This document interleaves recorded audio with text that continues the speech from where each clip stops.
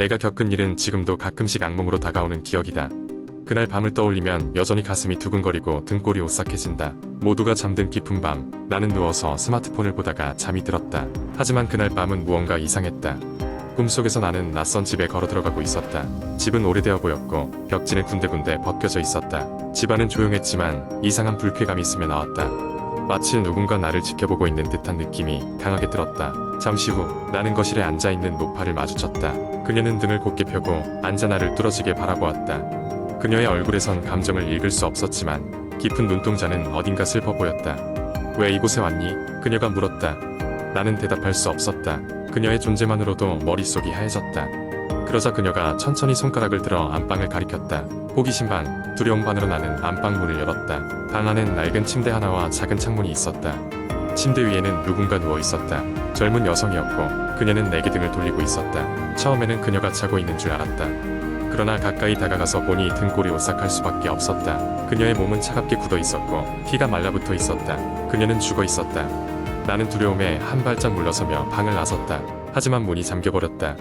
그때 집안 구석구석에서 웃음소리가 들려왔다. 분명 이전엔 없던 목소리들이었다. 가슴이 뛰고 호흡이 가빠졌다. 도망쳐야 한다고 머릿속이 경고하는데 발이 떨어지지 않았다. 그때 갑자기 모든 소리가 멈추고 노파가 다시 나타났다. 이 집에서 무사히 나가려면 그녀의 비밀을 풀어야 해. 나는 몸을 떨며 다시 그녀를 바라보았다. 그러나 내 시선이 창문으로 향할 때 나는 작은 단서를 발견했다. 창문턱에는 날카로운 물건에 긁힌 흔적이 있었고 창 밖으로 이어지는 발자국이 보였다. 나는 직감적으로 이 길이 반드시 중요한 정보일 것이라고 생각했다. 노파의 도움을 받아 창문을 통해 나가니 발자국은 작은 숲속으로 이어졌다. 그곳은 나무들이 빽빽하게 들어차 있었고 정상적인 방법으로는 찾아올 수 없는 장소처럼 보였다. 숲의 끝자락에는 또 다른 집이 숨겨져 있었다. 나는 두려움을 무릅쓰고 그 집에 들어갔다. 집 안에 들어서자마자 나는 그를 발견했다. 죽은 여성의 사진을 저주하는 듯한 눈빛으로 바라보는 남자. 그는 내가 대문을 열자마자 당황한 듯 고개를 돌렸고 나는 그의 눈빛 속에서 위험한 광기를 볼 수 있었다. 죽은 여자가 그의 연인이었음을 깨달았다. 집안 곳곳엔 그녀의 사진과 기묘한 상징들이 흩어져 있었다. 그녀는 광기에 사로잡힌 그의 질투심의 희생양이었던 것이다. 그와 실랑이 끝에 나는 그의 위험한 계획들을 알아차렸다. 정신이 나갈 것 같았으나 노파의 도움으로 나는 가까스로 그 집을 빠져나와 경찰에 신고할 수 있었다. 경찰이 도착했을 때 그는 집에 불을 지르고 사라졌다. 사건은 미궁에 빠졌다. 그 후로 그 꿈을 꾸는 일은 사라졌지만 그날 밤의 사건은 나의 기억 속에 깊이 각인되어 잊을 수 없는 공포로 남았다. 이 이야기는 많은 사람들에게 들려졌고 그 집은 지금도 미스터리와 공포의 이야기로 전해진다. 노파가 누구였고 그 집의 비밀은 무엇이었는지에 대한 수수께끼는 여전히 풀리지 않은 채로 남아있다. 두 번째 이야기. 어느 외진 시골 마을. 그곳에는 사람의 발길이 끊긴 지 오래된 고목나무가 있었다. 마을 사람들은 그 고목나무를 귀신나무라 불렀다.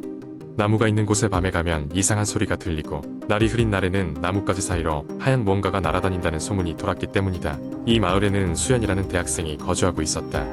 방학을 맞아 할머니 댁에 놀러온 그녀는 마을의 전설적인 이야기에 흥미를 느꼈다. 수연은 어릴 때부터 공포 이야기를 좋아했고 귀신 이야기에 대해 겁이 없는 편이었다.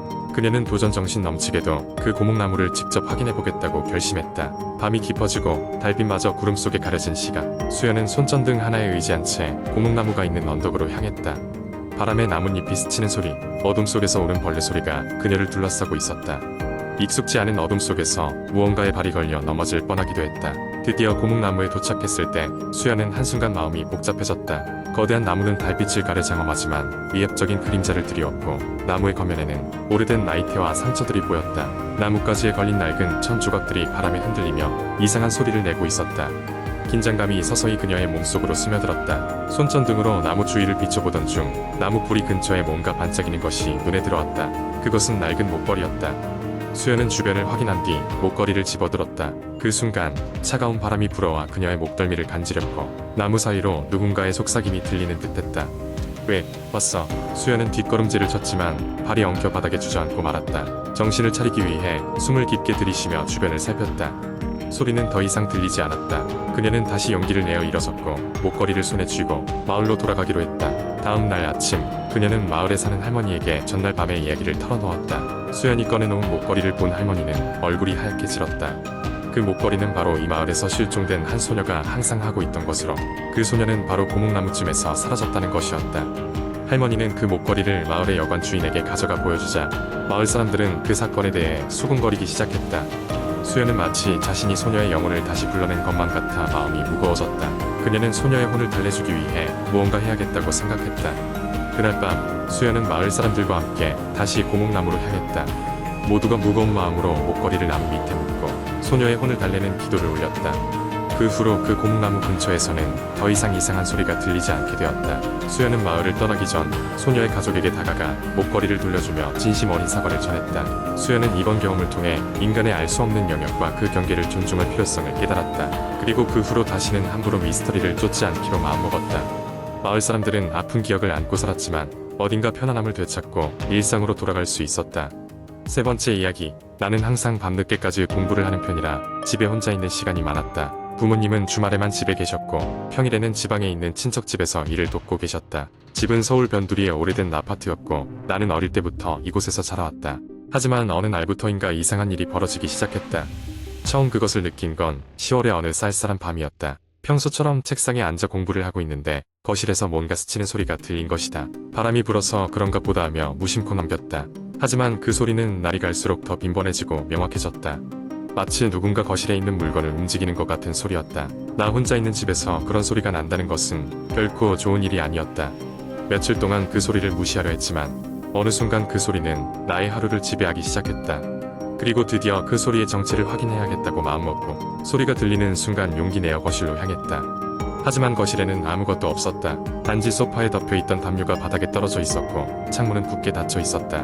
내가 너무 예민한 건가라고 생각하며 다시 공부로 돌아가려 했지만 가슴 한켠에 맺힌 불안감은 좀처럼 사라지지 않았다. 그러던 어느 날 밤 늦은 시각에 다시 공부를 하던 중 이번에는 명확히 속삭임 소리가 들려왔다. 한 소리도 아니고 여러 사람들이 웅성거리는 듯한 이상한 소리였다. 소리는 점점 커졌고 나는 더 이상 앉아 있을 수가 없었다. 귀에 이어폰을 꽂고 음악 소리를 최대로 높여도 그 소리는 사라지지 않았다. 결국 참다 못해 방을 뛰쳐나와 친구에게 전화를 걸었다. 야, 나네. 미안한데 혹시 지금 집에 와줄 수 있어? 무슨 일이 있는 건 아니고 그냥 좀 무서워서.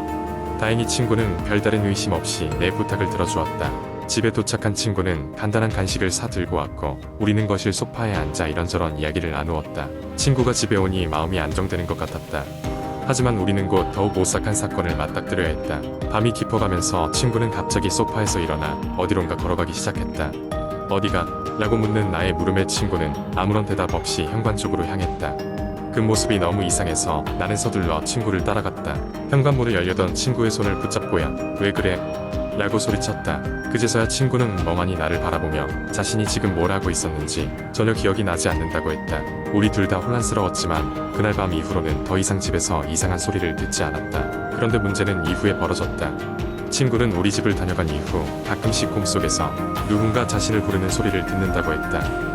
그 목소리는 점점 뚜렷해졌고 결국 친구는 다른 친구들에게도 같은 경험을 이야기하기 시작했다. 그러던 어느 날 나는 우연히 인터넷에서 오래된 도시 전설을 보게 되었다. 그것은 사람의 집에 찾아오는 어떤 존재에 관한 것인데 이 존재는 처음에는 소리난 모습으로 존재를 알리며 점차 사람의 정신을 장악하려 한다는 것이었다. 그리고 그 존재는 자기 본성을 숨기고 다른 사람들에게 전염되기도 한다고 했다. 설마 라고 생각했지만 나는 바로 친구에게 연락을 했다. 하지만 전화를 받는 친구의 목소리에는 알 수 없는 웃음기가 섞여 있었다. 괜찮아. 이제 이해할 것 같으니 걱정하지 마. 라는 말과 함께 전화를 끊었다. 그 이후로 친구는 나를 포함한 우리 모두와 연락을 끊고 말았다. 지금도 그 이야기가 사실인지 꿈인지 알 수 없지만 너무도 생생한 기억이다. 때때로는 그것이 단지 나의 불안한 마음 때문에 생긴 망상이었기를 바랄 뿐이다. 하지만 가끔씩, 아주 가끔씩 나는 그날 밤 파도처럼 밀려왔던 속삭임을 떠올리곤 한다. 그것은 비단 나의 이야기만이 아닐 것이다. 우리 주변에는 말해지지 않은 많은 이야기가 숨겨져 있을지도 모른다. 그리고 당신이 이 이야기를 듣게 되었다면 주위의 사소한 소리에도 귀를 기울여 보길 바란다. 그것은 단지 바람 소리가 아닐 수도 있다.